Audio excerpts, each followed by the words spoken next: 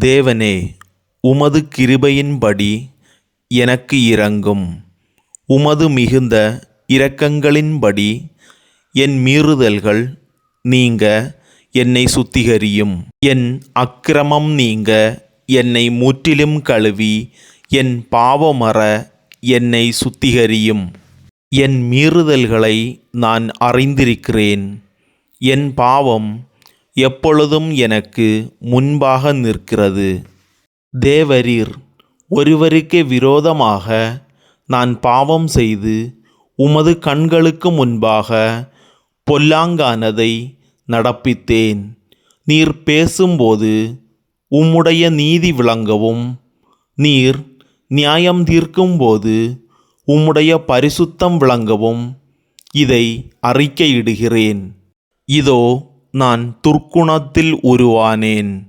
என் தாய் என்னை பாவத்தில் கர்ப்பம் தரித்தாள். இதோ உள்ளத்தில் உண்மையாயிருக்க விரும்புகிறீர்.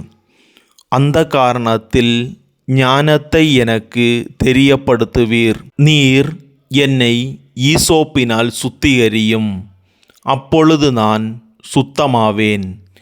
என்னை கழுவி அருளும், அப்பொழுது நான் உறைந்த மலையிலும் வெண்மையாவேன்.